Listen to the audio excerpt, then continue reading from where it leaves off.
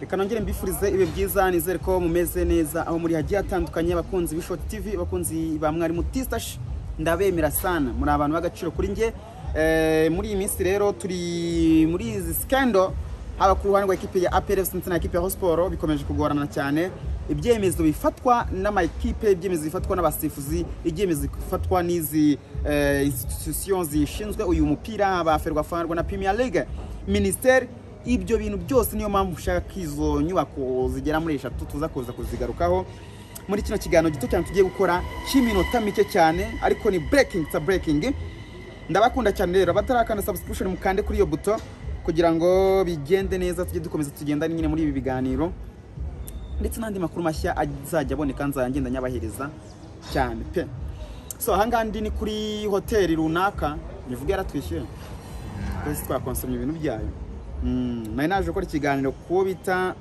Romeo Janvier kuri 3D TV ndavuga ni reka ngende hari breaking mbonye reka tuanze tuyirebe ariko ubwo nacyo muzagende mu kirebe kabisa nekeza ko Blaze aza kuza kwagishyize ngasanga he nasa ko bisike cyagezeho baze kugenda bakirebe ni ati mba mwose bwo muragura murishyura hanga twebwe turi muri marketing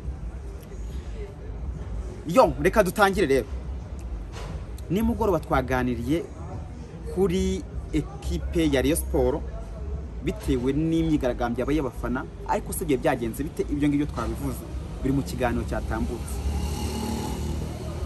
twagaritse kuri equipe ya APR FC kuri penalty ntago nayivuze kuko nari narayibonye ariko nyuma yo kureba amashusho bigenze bite mwarimu ibintu biraremereye birakomeye nanjye ubwo nyifite ubwoba hari ibintu ushaka gutangaza bito n'ibintu biba biri circulating abanyamakuru bamaze kujandika ama equipe abanyamakuru bimeze ukuntu man abantu nyine bagatangira kwanga kandi ukiri umunyamakuru muto so the reason why ibintu byinshi cyane kugenda mbyinjiramo cyane yewe ngomba gucuruza umupira dukora content zicuruza umupira ariko nanone tukaba nanone ijisho ry'abandi bantu batabageze kuyibuga as well as twipanze kuyibuga tukagerayo nago naza ndebera ibintu ngo nceceka ngo nasinshaka kwiteranya gusinshaka kugira iki ngewe n'abantu bamwe na bamwe bagiye bipanga imiro twagiye tubatsaho tubarekuraho imiriro naswa my equipe is an institution kuvuga ibitagenze neza nta gikwa cyo gicitse kuba ufana equipe ya PRFC undi afana Rayon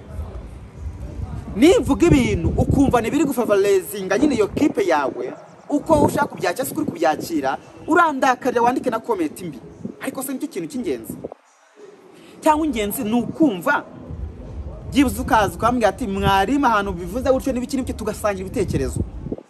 tugasangira ibitekerezo mwavuga nawe ukavuga ariko nuze wahuranya muri comment ndazisoma zose zo mwandika nazibonye ariko ikiza nuko ziri positive na comment ngeyo mbi nago mpogama na equipe vuga ngo nipanze ejo nagiye kuri APRS abana bati ngo wagiye ngo kuri APR ngusiga fa na APRS nekereza ko ibyo ndi kuvuga byose ubu ngo APR kwate uri guceza abami babi nge nago naje guceza APRS nazi no guceza equipe ya Rayon Sports nzavuga ibishoboka nzavuga ibyo mbona bigomba guhinduka kandi biranababaje koko tware ku ikiganiro mundira abantu wamfura salama ego asante sana dani tuvugane chef wanjye reka mbanze na updating abantu aba bari abantu badukunda namwe kandi muradukunda ngewe nemera nashidikanya ko mu byukuri maze kugwiza umubare w'abantu mu kigero cya 60% ni ukuri kw'Imana maze kubona abantu byibuza ashobora kwakira ibintu byanjye mbere twakoraga ibiganiro nibirebwe n'abantu banakwiteho ariko uyu munsi wa none niba ugerageza ariko reka we deserve it so ukwemera no kugira iki niba umuntu ashobora kujya kuri match akagenda yakwereka akazana amashusho izuba ryamukubise icyo cyabize kumenye arayakweretse uramwangira iki mukunde yagezeyo abandi baricaye bari kugira iki bari no kugenda mu maviye uti baparitsanga basaba cyo turi kumwe ariko akunda umupira nunga abayibere mu kazi ubonye gusa ashobora kwa koranga ashobora kuba ari umukozi wa hano kuri hotel ariko ibintu byacu barabireba rero ni gute utashimira umuntu ashobora kujya kuri pitch akagoreza ibyo bintu ahanga nanjye genda nisegura n'iki nitakagiza ariko turi muri ya gahunda yo kwibonekeza ku banyarwanda akadukunda tukanabakunda natwe so rero ndagira ikiganiro tuze kugenda tugongana imitwe ibyo mvuga ni muze kunyahuranya ariko ni munanyahuranya nta kibazo nizina bro njyewe ndi kugira ubwoba bw'uko yenda bazagira iki nazisanga muri case yo kumva ngo ndi muri equipe runaka. Iki kintu Imana yo mu ijuru senga tari bayari izamfashe byibuze bizaze mu myaka za 80 ariho nzavuga nk'umusiniya nanjye ni dekare mvuga ati nkunda equipe ya AP nkunda Rayon Sport turazikunda nge nzikunda yenda sina ibintu byo gukinywa kujya onye ndebwa cyane cyangwa dukore n'amakonti tarebwe abantu badu following no the matter naga aricyo ngewe n'ukuri kw'Imana nge nisanze nzikunda nyine bitewe n'ukuntu n'ikipe ya PRFC nka cyagiye iri muri Sikafa Dari Fat Kagame Cup ubona ko nari kwagiganira bya PRFC nkamara nk'icumwe nde kuri AP kuko twebwe turi mu bucuruzi hari ikirema batarakira. YouTube ni shyashya hano mu Rwanda nta myaka yamaze n'abasabwe amaze igihe kinini ni imyaka ingahe nta myaka igera mu 10. YouTube yatangiye gukoreshwa mu Rwanda abantu bose n'abaruru aba bose bari gushyira ibiganiro n'abantu b'abaruru ntago babizi ntago bagize iki twese turi kubyadobuta. Iyo turi kwadota system ndetse n'abantu uzareba batangiye kubikurikirana cyane vava ngo amatelefone asigaraje zanuze za telefone dutoya abantu bakareba ibiganiro niho abantu basigaye bavuga ati amakuru tugomba kubakurikira ku YouTube. Nk'ubu ibitazamakuru bivuga imikino bizakora ku munsi w'ejo kwa mbere. Uyu munsi bari guhanga amaso wa YouTubers cyane cyane abantu bahageze kuri tele bakumva ibyo bavuga.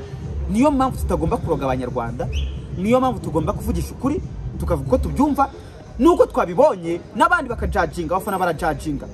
Nimwe bafatanya bikorwa nimwe bagenderwa bikorwa nimwe tuvuga umupira mukwanaliza si tunavuga neza cyane kubarusha kuko ndabizi hari abantu b'abamotari abanyonzi bose bajye bameka bati mwarimu mwumva ari kugenza sengura umupira nabikunda mwumva ranandenze ntabwo ndi mwiza we are just turi kwiga we are just learning ndi mwarimu ariko ni ikintu cy'ingoma no kwiga hari ibintu tutaramenya twipanga akazi ngo twumve ko twageze kuri cadence hejuru muri uyu mupira wacu. We are still learning even though na Ferwafa na Rwanda Premier League ni bashya. Ferwafa Rwanda Premier League ni nshya cyane inakora amakosa menshi cyane ariko Ferwafa iyo yenda imaze n'igi ariko abantu bose twese ibintu n'amaterisme disney aba umuntu aza mu nyubako banitanze amakuru kamuvuga imyaka ingahe bavuga kamarade ni muyinyandikira maho ngaho barekara amakamarade ariko se naho ari SG ezo nazongera agatorwa kwindi man nazagira iki. Niyo mpamvu mubwira ngo bizakomeza rwaserera kugeza igihe muzehe Izege Sport Kagame azavugira rimwe gusa abantu kumva babarushyari ahantu tutazi ko bigenza tutazi ikibanyuzemo yavuze rimwe avuga ko ari umwana naga babaye ibi bintu dukora byose naga bireba nago bazagakandaho bakumva ibiri kugenda. Turi abanyagihugu nitwareberera aragenda akicara akareba ibintu byo gutrendinga ibyo mwigo mwivugishwa muvuga ibintu by'amangambure musebyanya barabibona mwitonde rero hano hantu dukeneye kwakorwa bisuku aho bigeze biraremereye. Nje kwivugira breaking mu mbabarire kandi mbanze nivugiye breaking into byinjiyemo nyuma twagiye tuvuga menshi reka mbabwi breaking kanze nsome letere iteye ubwoba cyane ihubanutseyo. Reka mbere kuri breaking equipe ya Rayon Sport nyuma yuko ibonye ibyabaye ejo nyuma yuko ibonye imyitwarire y'abafana nyuma yuko ibonye ibyo Ferwafa iri gutangaza ivuga ko bagiye kubafatira imyanzuro tangazo ni mwaribonye rya Ferwafa tugiye kureba ibyabaye byose turebe no ku myitwarire mibi y'abafana ba equipe ya Rayon Sport then dufata ibyemezo n'akanama kabishinzwe cyangwa se nka komisiyo bishinzwe ibyo ngibyo ngo baricaye kandi Verson bavuze ko bigomba kwagera. Ndikumva ibintu aho bigeze imikino 3 igiye kubizibana icyo kandi byatangiye APR na Muhazi biraza kugenda gute Muhazi nigiye kumanuka APR se yo yari bwizere ko yahaguma itsinzwe na Muhazi ibaza none ko wageze ku mwanya wa mbere ukatongera ukajya nega ibintu byabibabaje ku ikipe y'ingabo ibintu birakomeye hari abaza n'ubwirinzi baza n'abasirikare baza n'iki abapolisi benshi umutekano ugomba gukazwa. Equipe ya Rayon Sport yakwitangaza mu kanya gato iravuga ngo ubuyobozi bwa equipe bwa association ya Rayon Sport buramenyesha abakunzi umupira w'amaguru ko bwababajwe bikomeye n'ibyabereye kuri stade ya Bugesera kuwa gatandatu umunsi w'ejo bashize tariki ya 17 Gicurasi 2025 mu mukino wahuzaga Bugesera FC na equipe ya Rayon Sport ese utabashije kurangira ibyabaye bihabanye n'indangagaciro z'umupira w'amaguru gukina mu cyiciro n'umupira w'amaguru gukina mu mucyo no kubahana. Nayo masomye nabi. Ibyabaye bihabanye n'indangagaciro z'umupira w'amaguru gukina mu mucyo no kubahana. Nibyo ndabyemeye. I agree with the statement. Ubuyobozi bwa Association Rayon Sport burashimangira ubushake bwo gukorana n'inzego zibishinzwe zirimo Ferwafa, Minisiteri ya Siporo n'izindi nzego bireba mu gushakira hamwe ibisubizo byubaka siporo. Kuki batazanye mu Rwanda Premier League ngo n'umwana muri game? Rwanda Premier League je vuba, ariko natangiye ko narazanye ngo abaterankunga ngo zangufu Jini babazanye, mbese tugiye kwitega noneho ubu Rwanda Premier League nibwo yakora yonyine idatsikamirwa na Ferwafa nko bajya bivuga. Then turebe the outcome, ni iki kizaza, ni iki bazakora. Batangiye binjanye gahunda yo guhemba umukinnyi mwiza, umukinnyi wa umuzamu, umutoza, ibyo bazabikora. Iyi kuki batayigarutseho? Uba wumva n'ubwo kinyine baba abangaba n'abantu nabo bashinzwe uyu mupira. Rwanda Premier League, Minisiteri ya Siporo, Ferwafa, aba bantu batatu niyo bayoboye umupira. Abategura features kuki batagomba kuba bari bo baba maso nagwa mentionings? Niyo mpamvu abantu benshi bajya bavuga ngo hari n'aba bafatanye n'aba bagenerwa bikorwa bacu, hari uburyo kiba batatwakira, hari uburyo kiba batabona ubushobozi bwacu. Na Rwanda Premier League anga urajya ngo niba babirebye nago biba bibakuroze mu mutwe. Niba utaba mentionings ubivuze iki? Ejo bundi uzajya kurekarama ngo Rwanda Premier League, ariko nanone urwego rwabo nabo bararuzi. Ibintu byose n'urwego. Dukomeze.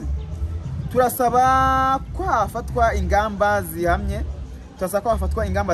kandi zinoze mu rwego rwo gukurikirana no gukumira ko ibisa n'ibyabaye byakongera kubaho ukundi.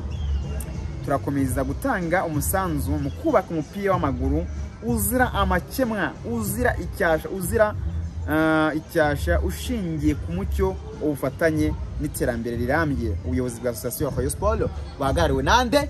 Muzuze muri comment. Na bwana rwose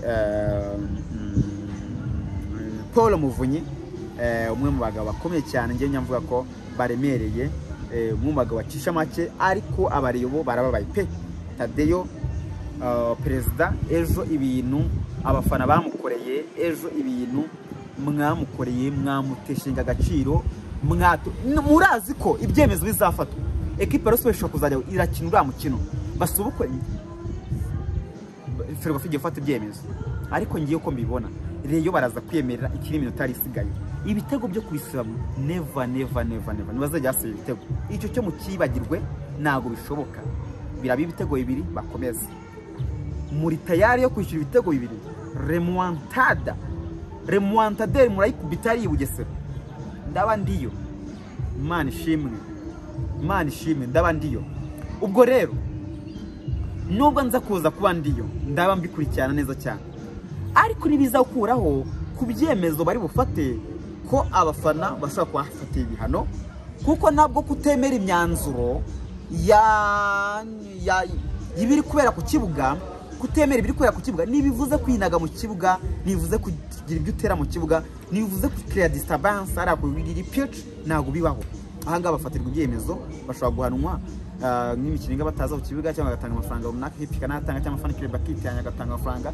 Ariko mwumve ibibazo equipe iri guhura nabyo. APR FC ifite urwo rwego rwo yikisigaje imikino ingahe, mu rwego kujya ndi imiti kiganiro n'ibiki, ndabona n'umujene uri kumfasha, ariko mbwati ari ibyo agiyemo, n'ubundi twaza komeza tubigarukaho pe buri update ndayibahereza. Ariko the main concern najya mbabwiriza iri tangazo ya equipe ya Rayon Sport batangaje babwira abafana, nabo wumve yuko bari kwa updating abantu buri kanya, bari gushishikazwa no kugumiza ba updating abantu, bavuga ati bimeze biti.